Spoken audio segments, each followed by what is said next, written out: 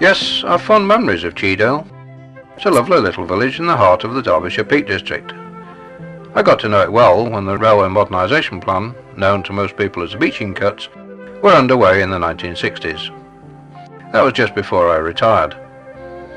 Although the line was on the list for closure, at the time Cheedale had become quite a busy place. The main line from Manchester to Derby was being upgraded, and a lot of traffic was sent over this secondary route, even though there was only a single track between the stations. The result was that the line had to be kept open 24 hours a day, and I was drafted in as a relief signalman to help out old Bert Stevens, the regular bobby.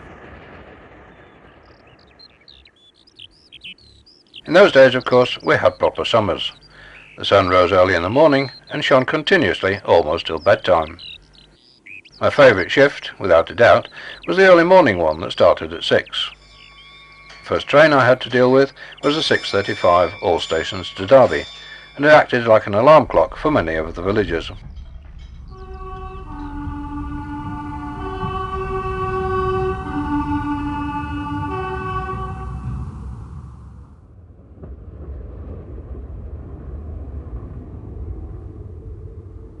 Usually there aren't many passengers for this first train, but this morning it looks as if Colonel Thompson is making a very early start again for a day in town.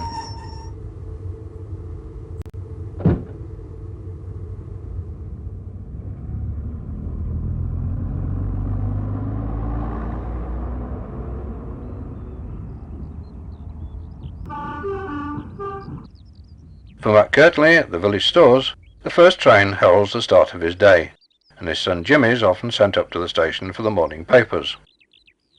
These will have been printed in Manchester, and are distributed overnight throughout the country by the railways. Matt's little shop is the only one in the village, and although it's small, he manages to stock most of the things that we need from day to day. Once the DMU is gone, we normally have an hour or so before the next scheduled passenger service, but of course, with the diversions, we have to handle quite a few extras like this load of iron ore. It's come from the mines in the East Midlands, and is bound for the steelworks near Manchester. Would have been loaded last thing last night, and we try to give it a clear road if at all possible, because restarting a heavy load like this is no joke, even with a banking engine to help.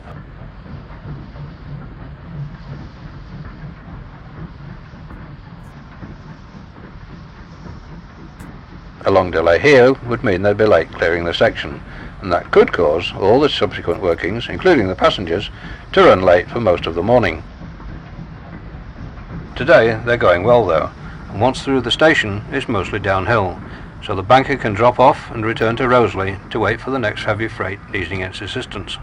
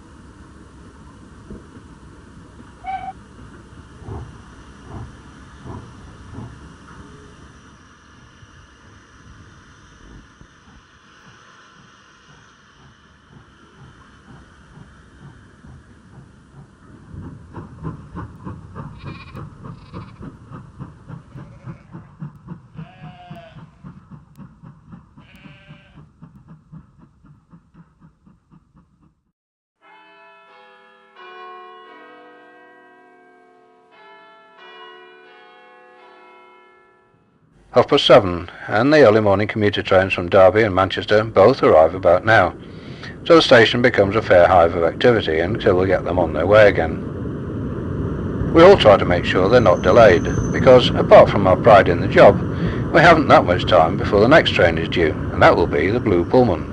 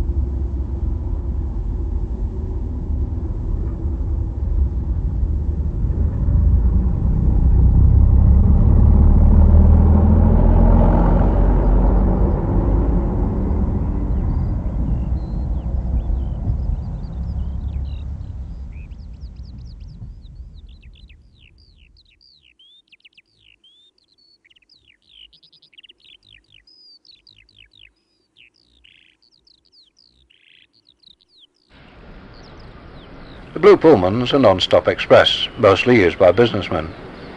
It's the flagship of services to come when the main line upgrading is completed, and it's time to do the whole run to London in just over 3 hours, so woe betide anyone who slows it down.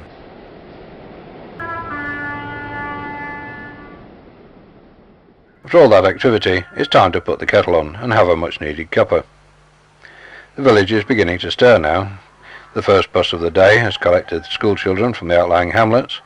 Fred the postman is setting off on his rounds, and, with milking finished, Jed Furrow can make a start on jobs around his farm.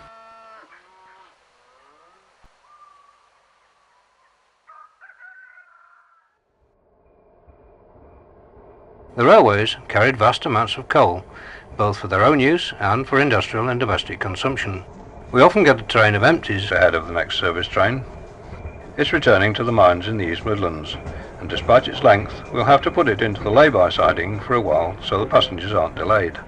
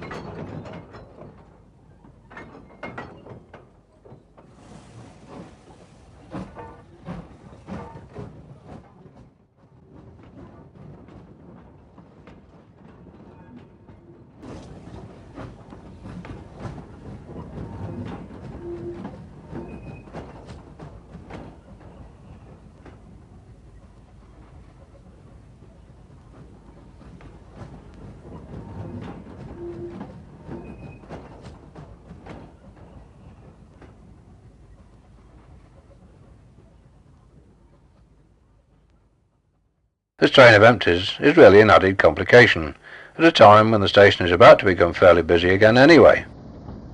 The next southbound train is the All Stations to Derby, and it waits here until the first of the early morning expresses from London has gone through, and the regular train from Nottingham that follows it has arrived just before 10 o'clock.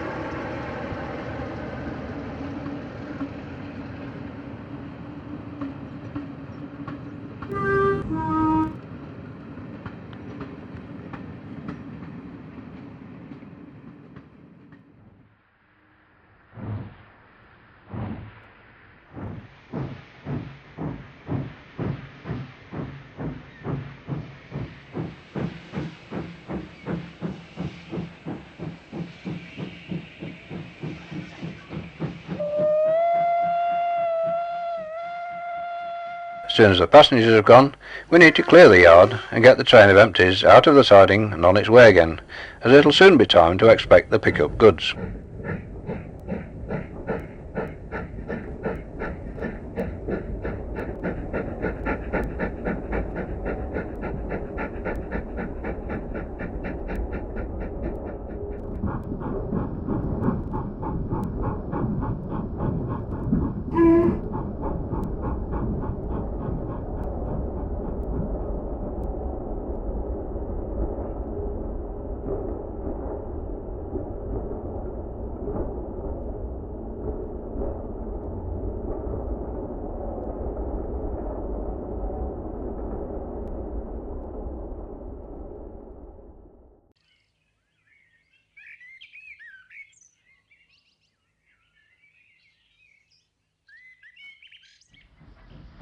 The pick-up goods travels the line every day, calling at each station in turn to deliver and collect goods sent by rail. The railway is what's known as a common carrier, and it's obliged to convey all manner of items, from small parcels to huge items of machinery.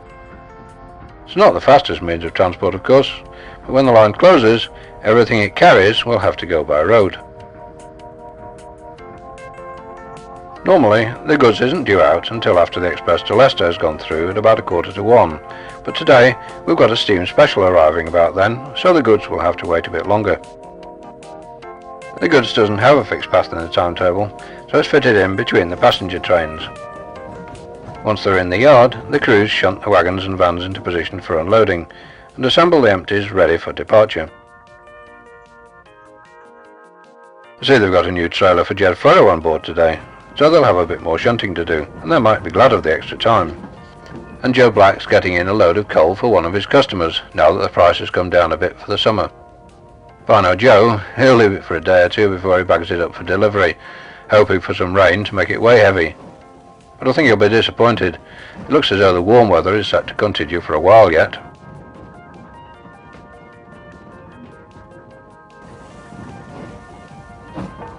The sunshine is very pleasant, of course, but the hot weather's not without its problems as far as the railway is concerned. The heat causes the rails to expand, and the lengthmen have to be extra vigilant to make sure the track stays straight and properly aligned.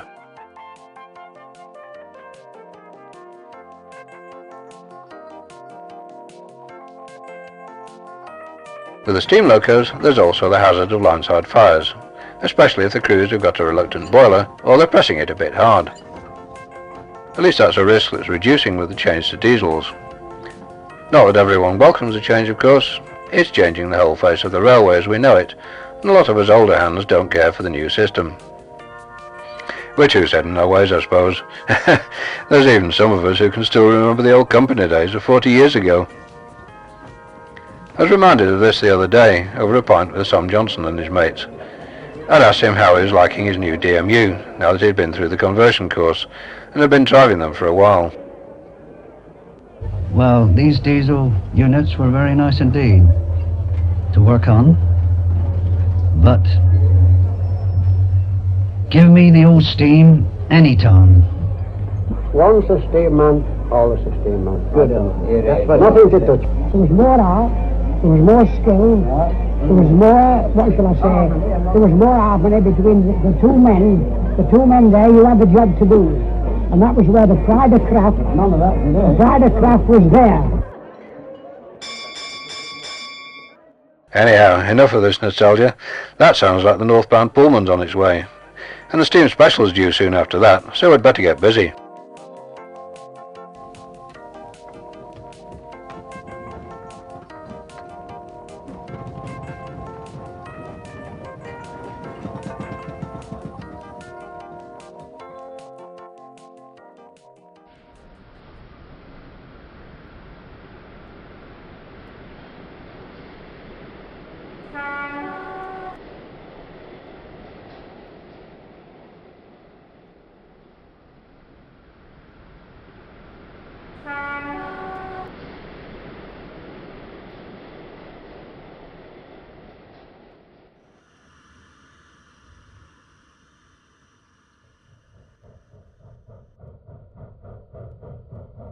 These specials are getting more frequent now that the end of steam's in sight.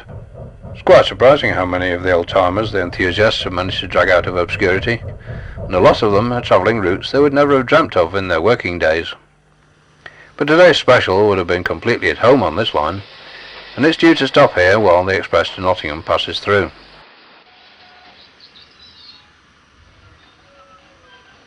Usually this is still hauled by steam, and it's normally followed by a steam-hauled freight train, so there'll be a lot of activity to keep the photographers happy.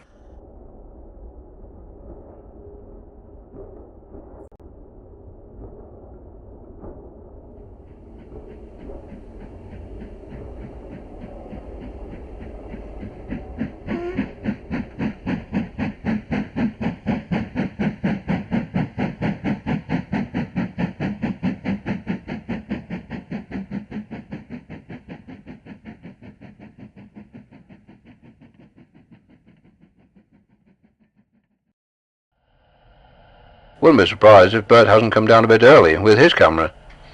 He's been the regular bobby in this box for years, and is due to relieve me at 2 o'clock. He's as keen on steam as any enthusiast, and of course from up here we've got a grandstand view.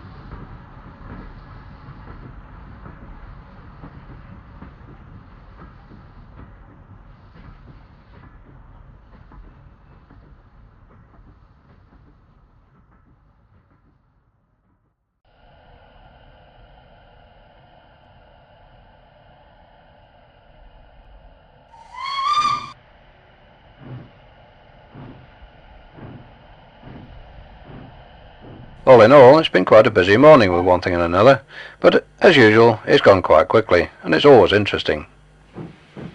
I know this line will be closed when the main line upgrading is completed, but by then it'll be time for me to retire. Aye, it's been a good life. I've enjoyed every minute of it really, and I've had a lot of good workmates over the years. Oh, that looks like Bert coming up to take over the box, so if you'll excuse me, I'll be getting my things together and be on my way.